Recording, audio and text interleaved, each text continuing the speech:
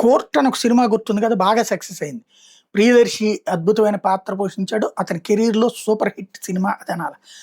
అందులో ఉన్న theme main teenage love. ఆ లవ్ సందర్భంలో అది లవ్ తప్పని, అది క్రైమ్ అని తెలీదు. చివరికి అరెస్టులు, జైళ్ళు, కోర్టులు, చివరికి జడ్జి గారు విషయం అర్థం చేసుకొని చెప్పేటటువంటి తీర్పు.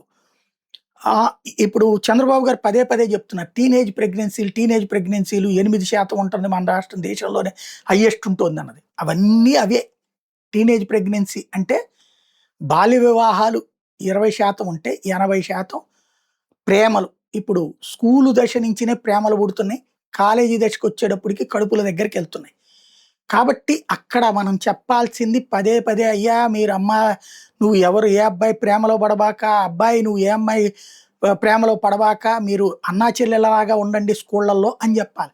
అది మోటివేట్ చేయాలి. అది మనం మానేస్తూ ఎంతసేపటికి టీనేజ్ ప్రెగ్నెన్సీలు 8% ఉంది, 3% తగ్గించాలంటూ మహిళా కమిషన్‌తో స్టేట్మెంట్లు ఇచ్చినందువల్ల ఉపయోగం ఏం లేదు. అట్లాగే ఇక్కడనినే కాదు, దేశవ్యాప్తంగా మనకెక్కువ ఉందన్నమాట. ఇప్పుడు మద్రాస్ హైకోర్టు తాజాగా ఒక అసంతృప్తి వ్యక్తం చేసింది. తల్లిదండ్రుల వ్యతిరేకత కారణంగా ఎక్కువ శాతం ప్రేమ వివాహాలు ఫోక్సో కేసులుగా మారుతున్నాయి.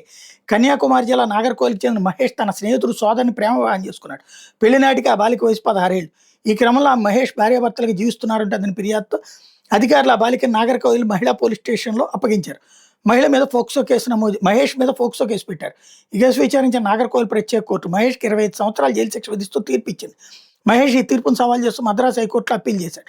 ఈ అప్పీల్ మీద ఇటీవల విచారణ చేపట్టిన మద్రాస్ హైకోర్టు ఈ కేసులో బాలిక వయసు నిర్ధారించే సర్టిఫికెట్లు అసలు దాఖలే చేయలేదు. ఆమె వయసు నిరూపణే కాలేదు. ఫోక్సో చట్టం ఎట్లా వర్తింపజేస్తారని ప్రశ్నించింది. మహేష్‌కి విధించిన శిక్ష రద్దు చేసింది. ప్రేమ వివాహాలు తల్లిదండ్రుల వ్యతిరేకతతో ఫోక్సో కేసులుగా మారుతున్నాయని వ్యాఖ్యానించింది. ఫోక్సో చట్టం మీద అవగాహన కల్పించేలా టీవీ, ఆకాశవాణి, వార్తాపత్రికలు విస్తరంగా ప్రచారం చేయమని చెప్పింది.